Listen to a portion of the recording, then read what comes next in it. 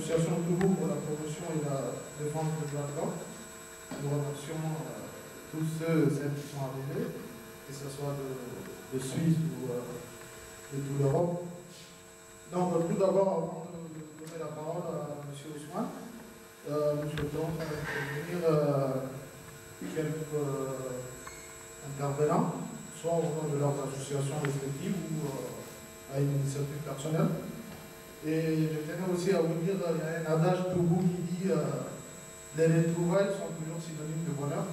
Donc c'est toujours un plaisir de se retrouver. On s'est déjà vu à Paris le mois de décembre passé. Et là, on se retrouve ici en Suisse.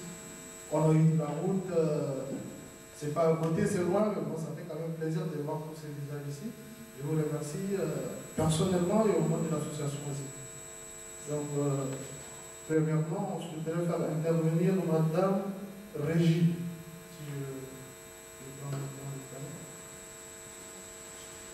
qui est membre du service d'intégration et de la lutte contre le racisme.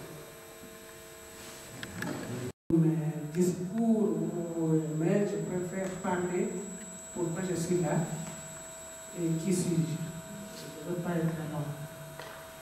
Avant tout, je vous présente les salutations, vraiment les vives salutations de la Commission cantonale pour l'intégration des migrants et pour la prévention du racisme dans le canton de Fribourg. Je suis membre de cette commission et je suis venu représenter la commission au nom de l'État de Fribourg parce qu'ils n'ont pas pu, alors on savait que je venais, ils m'ont confié cette mission pour dire l'invitation est bien arrivée, ils auraient pu aussi être là et on m'a choisi pour représenter la commission. Et je suis présidente d'une association, les Amis de l'Afrique, qui existe dans le canton de Fribourg depuis 2001, donc ça fait 15 ans que nous existons. Cette association, Ousmane, le président de votre association, le connaît bien parce qu'il a œuvré avec moi plus ou moins une année et demie. Nous travaillons pour la promotion de l'intégration des migrants en Suisse. Alors c'est une association, au départ c'était dans les nombreux, ça a commencé, c'est une aventure qui a commencé bêtement, et aujourd'hui on a cette nationalité qui en font partie, et puis il y a des activités qui naissent du jour au jour. Et au départ c'était comment favoriser les migrants, d'origine africaine ou d'ailleurs, à participer activement à la vie sociale, culturelle, politique ou religieuse du pays d'accueil. Au fur et à mesure, nous avons pu trouver le public cible dont nous avions besoin. C'est des personnes qui vivaient en isolement, des personnes qui étaient dans les ghettoïsmes, dans leurs coins, dans les communautés respectives sans sortir. Et on a fait de manière que ces gens puissent sortir de chez eux, surtout de mères au foyer. On a mis le cours de langue pour des personnes analphabètes. On a créé des structures d'accueil pour accueillir et les enfants, et les mamans, et les personnes en recherche d'insertion professionnelle. Et ça marche. Voilà. On est à Fribourg. Et puis, au nom de l'AMAF, donc l'Association des Amis d'Afrique, et à mon nom propre, nous présentons des vives félicitations aussi si nos structures peuvent, donc surtout les Africains, que nous puissions avoir l'initiative de nous réunir, de nous mettre ensemble et surtout de travailler ensemble. C'est important.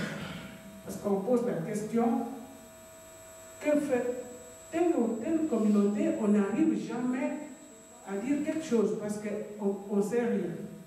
Demain, si je vais à la commission, on me demande, je dis oui, ils se sont réunis, il y a eu ça et ça, parce que j'ai été et j'ai vu. Alors, ils aimeraient bien nous voir, nous réunir et faire passer aussi les messages. Voilà. Je ne voulais pas trop parler, mais comme vous me connaissez, quand je prends la parole, des fois je parle un peu plus, mais je vous encourage de faire quelque chose, de vous réunir davantage et de faire passer surtout. Il faut la visibilité de ce que vous faites. Parce que souvent, il manque de visibilité. On a de bonnes intentions, on a des projets, mais on n'est pas visible. Alors, on est là comme association relais avec l'État. Ousmane a toutes les coordonnées dans la salle, il y a des gens qui nous connaissent. Alors si jamais vous êtes les bienvenus, et si vous avez des projets, présentez-nous-les pour qu'on puisse les faire suivre. Voilà, merci.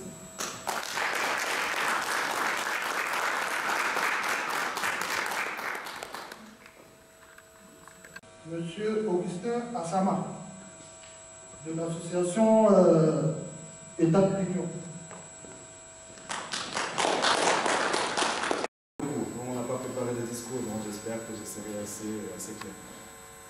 Je représente l'association État de l'Union d'une part, et puis le CRAN aussi d'une part, d'autre part. Et puis l'État de l'Union, c'est quoi? C'est une association créée par des étudiants à Fribourg pour essayer de fédérer toutes les associations africaines qui existent déjà à Fribourg. Donc de manière à ce qu'on puisse travailler ensemble, créer des plateformes, mettre nos compétences en valeur, et puis de manière à ce que nous puissions avoir une visibilité comme cela a été souligné avant, et puis ensuite mieux se soutenir et puis rester un peu plus solidaire. L'autre association, c'est le CRAN, dans laquelle je milite. C'est la première association de lutte contre le racisme anti-noir. Vous savez, le mot racisme, aujourd'hui c'est un fourre-tout. Dans le racisme, il y a le racisme, l'antisémitisme, l'islamophobie, il y a plein de choses dedans. Donc aujourd'hui, il y a la nécessité de nommer les choses, de parler du racisme anti-noir qui existe aussi, qui est une spécificité. Et c'est dans cette association-là que je milite aussi. Alors aujourd'hui, j'ai reçu l'invitation pour l'association Toubou pour la promotion de la culture et la défense des droits de l'homme. Il y a deux mots quand même qui m'interpellent dans cette nomination de cette association, la culture déjà. La culture, ce sont des traits distinctifs qui font que voilà, une personne, on peut la reconnaître au sein d'une société. Et ça, je trouve que c'est ultra important. Ça nous permet d'affirmer notre différence face à l'autre. Et c'est super important de la vivre aussi, de manière à ce que les autres puissent l'accepter et puis les autres puissent la connaître. C'est pour ça que nous sommes là aussi aujourd'hui pour déjà prendre connaissance de cette culture-là et puis aussi de la tolérer au quotidien. Et c'est comme ça qu'on pourra construire l'avenir ensemble. Les droits de l'homme, c'est quelque chose qui est très important aussi.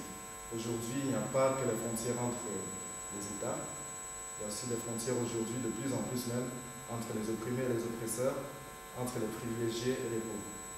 Donc ce sont des choses qu'on doit aussi mettre en évidence, qu'on doit surtout en parler. Je pense notamment que c'est aussi une tribu qui subit énormément de discrimination de la part de beaucoup d'autres communautés. Donc ce n'est pas seulement la frontière entre les États qui existent, mais la frontière entre les États, entre les peuples qui existent, et qu'on doit aussi lutter pour construire un monde meilleur et un monde où tout le monde pourra vivre sa différence. Je finirai, comme le disait notre représentant, qui a parlé d'un proverbe Toubou. Donc moi, si je vais conclure en paraphrasant aussi un proverbe Toubou que j'ai beaucoup aimé, que j'ai lu ce matin, c'était la peur de la mort ne l'éloignera pas de toi. Donc, prépare-toi et sois utile à l'humanité. Je vous remercie de votre attention. Venu, bien fraîchement. Le comité a été mis en place le 29 mars, il n'y a pas longtemps, donc, et je suis en même temps une personne des ressources de l'association Toubou pour la promotion de la culture et la défense des droits de l'homme. Donc, l'association Solidarité Tchado-Suisse, c'est la doyenne des associations tchadiennes ici en Suisse. Donc, tous les ressortissants tchadiens et les amis du Tchad résidant en Suisse font partie, sont membres ou bien sympathisants de notre association. Donc, on a célébré le 20e anniversaire de l'association l'année passée. C'était exactement le 30 novembre 2014 à Cranson dans le canton de Vaud. C'était un moment exceptionnel pour nous. Et puis, le secret, si j'ose dire comme ça, le secret de cette longévité, c'est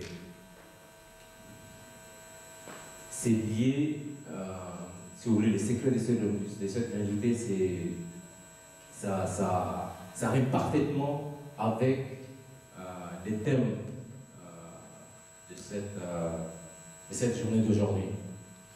Car l'association Solidarité Tchado Suisse a mis toujours, si vous voulez, a toujours misé, ou bien a mis toujours au cœur de ces projets le mieux vivre ensemble de ses membres ici en Suisse. Donc, pour ma part, je dirais le mieux vivre ensemble, ça c'est vraiment le thème de cette rencontre. Le mieux vivre ensemble pour moi, c'est comme le bonheur. Donc c'est comme le bonheur, c'est pas une destination, mais c'est plutôt une trajectoire. Donc c'est comme ça que je vois. Donc je ne saurais terminer mes propos sans remercier les organisateurs de cette manifestation, notamment M. Ousmane Honoré, qui est présent, ainsi que tous les membres du comité, notamment M. Taher, Asif Touka, Moussa Ahmad qui est là, et puis nos collègues, chers frères qui viennent de loin de la France. Donc je souhaite vraiment une longue vie à l'association Toubou pour la promotion de la culture et la défense des droits de l'homme. Je vous remercie.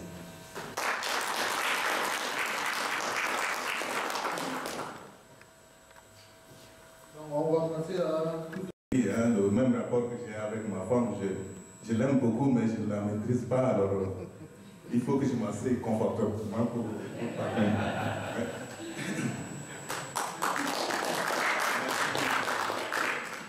Oui,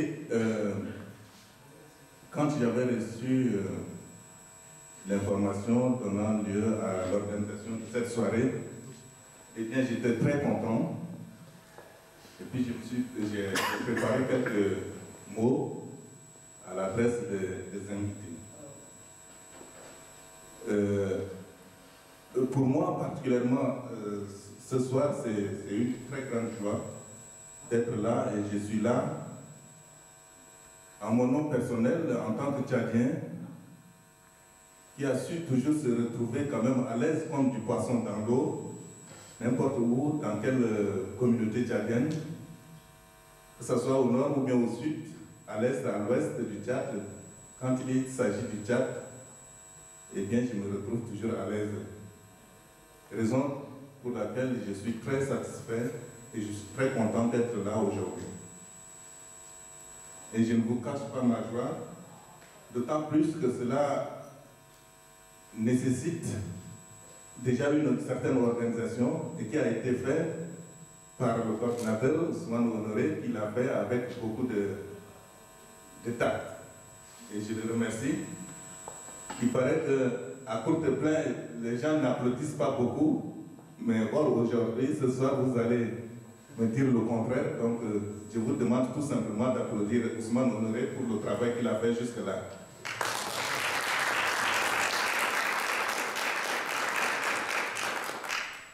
Mais ce qui est important de dire aussi, c'est que notre présence ce soir dans cette salle témoigne déjà du caractère dynamique et chaleureux de l'accueil dont des différentes communautés tchadiennes ont eu lieu, ont eu l'honneur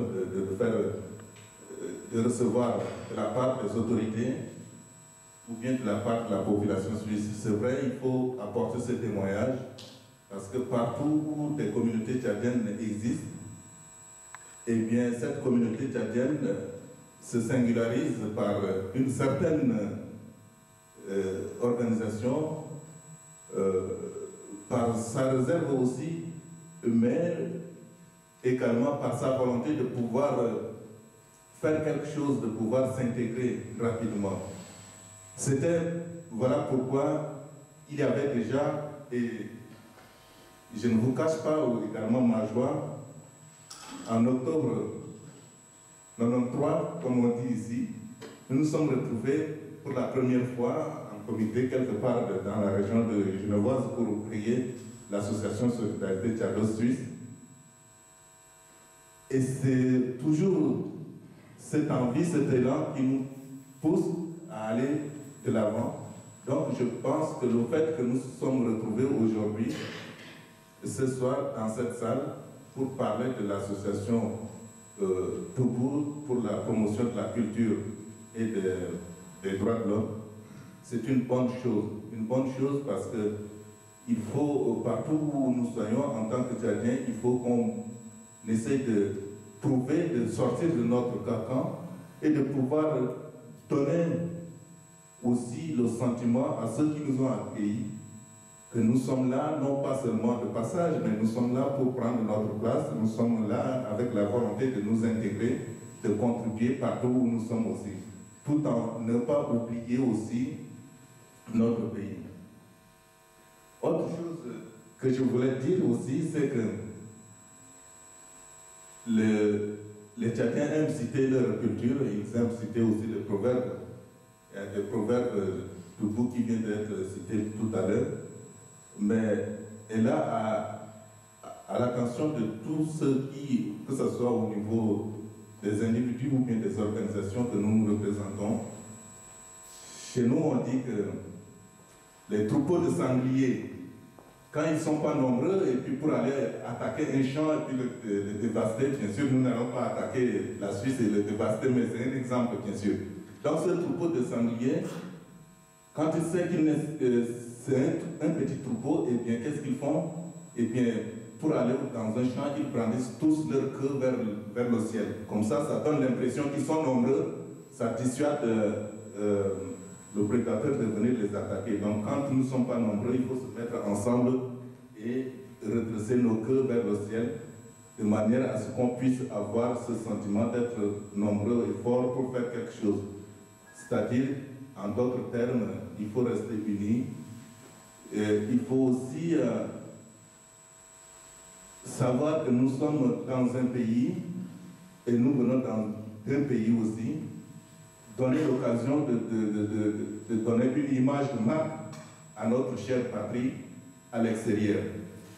Et nous pouvons nous considérer déjà individuellement ou bien dans des organisations comme étant des représentants les mieux représentés du Tchad à l'extérieur. Donc, quand on se retrouve de cette façon, c'est toujours une joie. Pour finir, je voudrais dire tout simplement que l'objet de la rencontre d'aujourd'hui, qui est totalement culturelle, et c'est bien culturel, il va y avoir des danses et autres. Je pense qu'il faut en profiter. Ceux qui sont là, qui ne sont pas tchadiens, profitez-en. Nous qui sommes des Tchadiens, eh bien, c'est l'occasion aussi pour nous de renouer avec cette culture qui nous a tant manqué parce que nous sommes en exil et des occasions comme celle-ci sont très rares de pouvoir renouer de temps en temps avec le pain original qui est notre culture. Et je souhaite vraiment qu'il y ait d'autres initiatives dans d'autres villes du Tchad, je m'excuse, oui, bien sûr, dans d'autres villes du Tchad, mais dans d'autres villes de la Suisse, un peu partout en Europe, qui puissent mettre en avant ce que c'est que le Tchad et sa culture. Vous savez, le Tchad, c'est un pays vraiment qui existe, mais qui est très peu connu, ou bien qui est beaucoup connu pour de mauvaises choses, alors qu'il y a de belles choses qui ne sont pas dites. Et des occasions comme ça sont des occasions très importantes. Et ceux qui sont responsables de ces organisations méritent encore une fois nos encouragements et nos applaudissements. Merci de votre attention.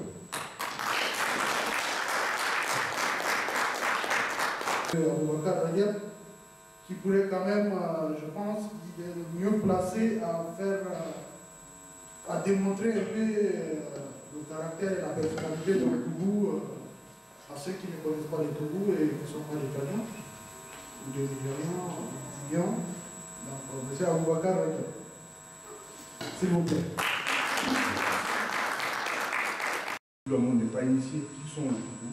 Qui viennent d'où? Ah, il appartient à quel État? Là, notre camarade il a parlé du Tchad. C'est vrai, il y a Toubou au Tchad, majoritairement, mais nous sommes représentés dans différents pays, surtout le Niger et la Libye. Actuellement, nos frères ont de certains soucis en Libye. Au Tchad, le souci est commun comme tous les Tchadiens. Au Niger également, la persécution et maltraitement de Toubou, ça continue depuis l'arrivée de Kadhafi à nos jours. Qu'est-ce qui distingue Toubou par rapport aux autres populations libyennes? Le départ, le bouillon noir. Les autres populations, c'est pas donc blanc ou basanés. Le Toubou demande quoi? Il demande l'intégration. D'être dans les Libyens, reconnu ses droits. Il n'est ni extrémiste, ni raciste, il cherche ses droits. Ils sont persécutés, souvent, ils sont traités d'étrangers. C'est pas. Pourtant, les territoires leur appartenaient depuis des générations. Le Tchad, le Toubou, il subit comme tous les Tchadiens. Les dictatures, le sous-développement. Et malgré tout, les Toubous sont fiers d'être Tchadiens, contribuer à leur manière au développement du Tchad. En tant au Niger, peut-être sont plus paisibles, sauf la pauvreté, le sous-développement. Donc, quand on parle de Toubou, donc nous sommes une population noire, vivant du nomadisme, ou dans certains oasis, vivant dans les parties sahariennes du Tchad, du Niger, je veux dire nord du Tchad, au nord, nord-est du Niger, au sud de la Libye. Peut-être actuellement nous avons quelques milliers ou centaines qui sont immigrés au Soudan, qui sont devenus soudanais. Donc c'est ça une population 100% musulmane, au point de vue religieux, ne parlant pas l'arabe, peut-être c'est pas l'arabe, c'est leur langue maternelle, c'est une langue de communication. Donc on vous l'explique un peu ça. Au Tchad, on n'en a pas de problème racial, comme tous les Tchadiens ont un problème. Nous en Libye, il y a une persécution et des soupçons d'être des étrangers, parce que pourquoi? Ils ne sont pas arabes. Pourquoi ils sont persécutés? C'est une culture dans le monde arabe. C'est une culture chez les Arabes. Ils ne critiquent pas les Arabes, ils aiment bien, il n'y a rien contre, mais une minorité dans les pays arabes, souvent, sont persécutés. On le voit, c'est l'ennemi de l'intérieur. Même si l'individu est chef d'intégration, un ennemi, il faut à l'œil, il faut le voir. Donc, nous demandons, nous informons qu'il y a des problèmes, on dit peut-être qu'à un moment donné, on va arriver à des situations fatales. Mais, le Toubou, comme ils sont costauds, ils ont résisté depuis 1000 ans, et le soutien du monde extérieur, nous pouvons continuer encore, nous espérons une intégration meilleure, une contribution dans leurs pays respectifs. Nous remercions d'être venus écouter et de participer. Merci. Merci beaucoup pour tous vos témoignages. Qui a réalisé un film documentaire, si vous l'avez déjà vu, tant mieux, qui est riche en émotions et qui relate quand même une réalité que vivent les Toubous au quotidien, au sud de la Libye. Si vous ne l'avez pas vu, cherchez quand même à le voir. Ça vous apprendra beaucoup de choses et vous verrez, surtout sur le point de vue politique, l'image dont les gens donnent à Kadhafi en Libye, et après, ça ne change pas beaucoup de choses. Il y a des gens qui ont été persécutés, plus particulièrement les Toubous. Elle s'appelle Marie-Laure Babo-Lini. Applaudissez très fort pour la petite. En discutant avec mon voisin, avec Kosso tout à l'heure, il m'a dit, mais oui, ce serait bien que vous parliez un peu de ce qui vous a amené à faire ce film en Libye, au sud de la Libye. En fait, c'était donc en 2011, Kadhafi venait d'être tué. Si je ne me trompe pas, c'était le 20 ou le 23 octobre 23 20 Oula, plus personne ne sait, hein. Enfin bon, c'était dans ces eaux-là, et j'étais en Tunisie, j'étais à Tunis, et on buvait un café avec un ami, et qui regarde son iPhone et qui dit « Mon Dieu, Kadhafi a été arrêté ». Et 1 heure ou 2 heures après, on apprenait qu'il avait été tué. Et je me suis dit, moi je voulais voir les premières élections libres du monde arabe en Tunisie. Et à la place, je suis partie en Libye en me disant, bon, il y a assez de journalistes qui s'occupent de la Tunisie, moi je vais aller voir ce qui va se passer une fois que Kadhafi n'est plus là. Alors évidemment, c'était la liesse populaire en Libye. Il faut se replacer en 2011, avant tous les problèmes actuels. Et en arrivant à Tripoli, je suis arrivée dans un hôtel au milieu de la nuit. Et au petit déjeuner, j'ai rencontré des femmes qui parlaient pas, moi je parle 3 mots d'arabe, mais vraiment pas plus. Et j'ai rencontré des femmes qui parlaient ni français ni anglais, mais qui m'ont fait comprendre que leur mari était près de la réception en bas. Donc je les ai rejoints, parce qu'elles essayaient de me faire comprendre qu'elles étaient libyennes, mais qu'elles étaient différentes, qu'elles n'étaient pas arabes. Et c'est vrai qu'en Europe, on ne connaît pas tellement les Toubous, on connaît un peu plus les Touaregs, on connaît aussi les Berbères, mais les Toubous, c'est vrai qu'en Europe, ils ne sont pas très très connus. En tout cas, moi, je ne les connaissais pas. Et en descendant à la réception, j'ai rencontré Barka Ouakikou, qui est un militaire libyen. Tchadien peut-être à l'origine, non? Libyen. Bon. Et j'ai rencontré encore d'autres personnes, Mohamed Lino, que tu connais, Moussa. Un autre Toubou qui a travaillé en Angleterre, qui s'appelle Mendy, j'ai oublié son nom de famille, qui était dentiste et qui est rentré en Libye et qui travaille dans le ministère de la Santé. Je ne sais pas s'il y est toujours, mais enfin en 2011 il y était. Et ils m'ont raconté qu'est-ce qu'étaient les Toubous, d'où venaient les Toubous, qu'ils avaient été discriminés pendant des années. Et 3 jours plus tard, ils descendaient dans le sud. Il y avait encore la période du no-fly zone, on ne pouvait pas voler sur la Libye. Donc il fallait y aller par la route, et c'était à 1000 km de Tripoli, plus ou moins. Donc ils avaient encore de la place dans leur voiture, alors ils m'ont emmené, j'ai fait le voyage avec eux. Et j'ai donc découvert vos territoires du côté libyen. J'ai demandé à voir la frontière avec le Niger, donc ils m'ont emmené aussi voir la frontière. Donc j'ai passé du temps à Mozouk, à Gatoun. Je ne suis pas du tout allée dans ta région, Moussa. Ce sera pour un prochain voyage. Et j'aimerais beaucoup y retourner. Je suis en contact encore avec un autre Toubou qui était enfant soldat à l'époque de la guerre du Tchad, enfant soldat libyen, donc envoyé à la guerre du Tchad, et qui a écrit un livre qui est sorti en arabe maintenant. Et il aimerait bien faire un film aussi sur son histoire pendant la période où il était au Tchad, et puis comment il est reparti en Libye avec des passeurs, des chameaux, etc. Et donc il aimerait refaire ce périple et il m'a demandé si j'étais d'accord de le faire avec lui. Alors c'est vrai que depuis 2011-2012 on est en contact, mais c'est pas vraiment le bon moment pour moi d'aller en Libye. Je crois que les Blancs valent cher en ce moment, et puis s'ils sont pas pris en otage par les Toubous nécessairement, il y a peut-être d'autres groupes armés qu'il faudrait mieux pas croiser sur sa route. Donc je vais attendre que les choses se calment. Et, en tout cas, j'aimerais beaucoup connaître aussi le Tibesti, j'aimerais connaître le Tchad, les territoires Toubou du Niger jusqu'au Tchad, et même au Soudan, puisqu'il y en a qui sont au Soudan aussi. Voilà, mais ça sera pour l'avenir, et j'espère que justement ces pays retrouveront un peu de paix prochainement. On ne sait pas quand, mais voilà, je me réjouis beaucoup de retourner là-bas. En tout cas, merci de votre accueil. Et puis oui, une chose aussi qu'il faut que je souligne, c'est l'accueil des Toubous. En tout cas, entre Gatoun et Mozouk où je suis allée, j'ai été reçue comme une princesse. C'était absolument magnifique et j'ai vraiment eu énormément de plaisir. Alors j'ai fait un film effectivement qui a passé sur Al Jazeera arabe et qui va peut-être encore passer parce qu'ils ont acheté les droits pour 3 ans, donc c'est pas impossible qu'ils repassent encore sur Al Jazeera. Il a été diffusé aussi à la télévision suisse 2 fois, et puis voilà. Et puis si jamais tu as une copie, Moussa, je pense Ousmane aussi. Voilà, si vous voulez le voir. En tout cas, merci beaucoup.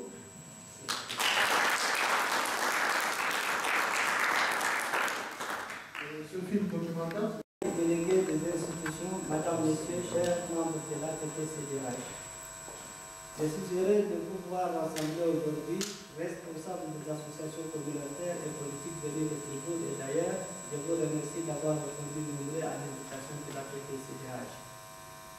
J'espère qu'aujourd'hui nos échanges viennent tisser un lien solide entre nos différentes communautés, un cadre permettant à nos différentes cultures d'entrer en résonance en vue de développer des valeurs, des sentiments, une conscience à partager. Dans l'échange comme dans l'épreuve, les peuples du monde ont forgé au fil des siècles de cultures, des identités et des valeurs communes. Par exemple, le respect laquelle la vie en société n'aurait pas été possible. La Suisse humanitaire fait coexister les religions et les cultures, rassemblées autour de la belle et forte idée que le respect des droits de l'homme. Aujourd'hui, les menaces et défis nouveaux que sont les nouvelles formes d'illégalité, d'exclusion, de violence, de fondamentalisme et de radicalisme se multiplient au niveau local, national et mondial. Apprendre à vivre ensemble est dès lors un enjeu d'une actualité plus large, qui concerne toutes les communautés, migrantes et locales. À Fribourg comme ailleurs, diverses communautés se côtoient quotidiennement sans pour autant vivre ensemble en harmonie. Et le besoin se fait sentir de mieux partager expérience et espérance avec la population locale, non seulement pour une meilleure intégration, mais aussi pour un enrichissement réciproque. Car la diversité culturelle ne menace pas le tissu social, mais l'enrichit et participe de sa cohésion. L'idée de l'intégration a besoin de s'incarner désormais, d'emprunter des voies nouvelles pour affirmer des valeurs communes et le respect des identités communes. Pour ce faire, a besoin davantage parler au cœur autant qu'à la raison, pour mieux susciter l'adhésion. La Suisse doit ouvrir aux communautés résidentes de nouveaux chemins, de nouvelles espérances et un nouvel imaginaire. Sans doute, est-il même d'abord cela, la volonté d'un ensemble si divers de peuples et de nations de partager un même idéal de civilisation tout en restant fidèles à leurs identités respectives. De vérité, de perfection, elle est porteuse d'un dynamisme de la culture, d'une création nécessaire au progrès de nos sociétés. Elle constitue pour les individus un facteur d'émancipation et d'épanouissement pour toutes les nations du monde. Elle n'est pas une activité secondaire subsidiaire, elle est une valeur fondamentale.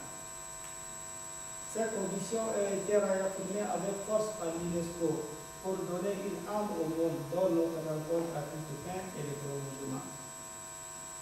Nous devons cultiver notre diversité, la faire résonner en nous, être à l'avant-garde du combat pour la défendre dans le monde en général et plus particulièrement dans les pays d'Afrique. Car en délimitant avec précision les compétences des États dans le domaine de la culture, on conforte les politiques culturelles. La vocation interculturelle est élevée au rang des objectifs fondamentaux de l'ATP-CDH pour mettre en évidence notre héritage culturel. Elle voit son rôle devenir en appui aussi des États d'où nous existons. Mais c'est d'abord aux États de définir librement leur politique culturelle. C'est ainsi que le monde de la culture sera fort. Dans ces domaines, elle doit donc garantir la capacité d'initiative de sa diversité culturelle. La Suisse, qui défend l'exception culturelle partout dans le monde, doit reconnaître la spécificité de la culture dans la conduite de sa propre politique, dans le domaine tel que le rencontre interculturelle pour promouvoir le savoir-faire.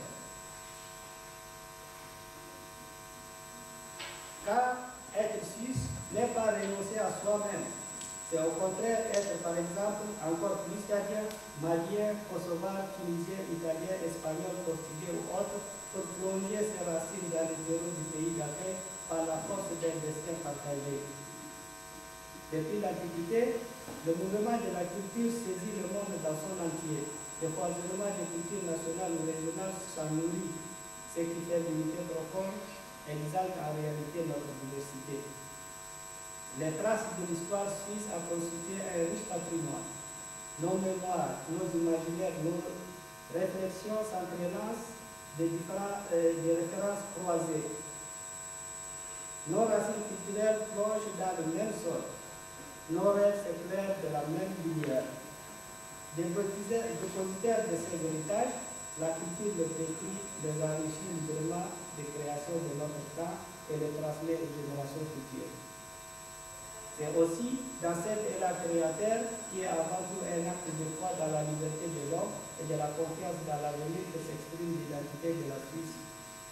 Elle n'était pas donnée par l'histoire, elle est bien au contraire le fruit d'une imagination, d'un sursaut contre les drames de l'histoire, au sortir des siècles de guerre et de déchirement.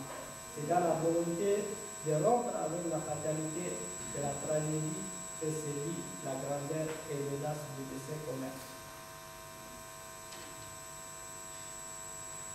D'ores et déjà, les services d'intégration et lutte contre le racisme facilitent les liens entre les communautés culturelles à l'échelle territoriale pour créer un vaste espace culturel national. Je pense par exemple au réseau de communes CEPA qui organise des manifestations et des activités afin de produire et de diffuser dans toute la Suisse romande l'idée de vivre ensemble. Il faut multiplier et amplifier toutes ces initiatives. C'est dans le même esprit que je propose une initiative afin de créer un lieu de rencontre au niveau de la Suisse. Il s'agit d'un enjeu essentiel pour que la Suisse occupe toute sa place. À nous de savoir mettre ces atouts en valeur en fédérant nos actions, en les mettant en réseau pour les démultiplier. Toutes les associations qui souhaitent nous rejoindre seront évidemment les bienvenus. À travers des initiatives comme celle-ci, l'ATP-CDH sera au avant-poste de combat pour la diversité culturelle. C'est sa vocation profonde et c'est un enjeu fondamental pour le monde d'aujourd'hui. De quoi s'agit-il concrètement? De reconnaître que l'échange culturel n'est pas une marchandise. Elle ne peut donc être abandonnée au jeu aveugle du marché.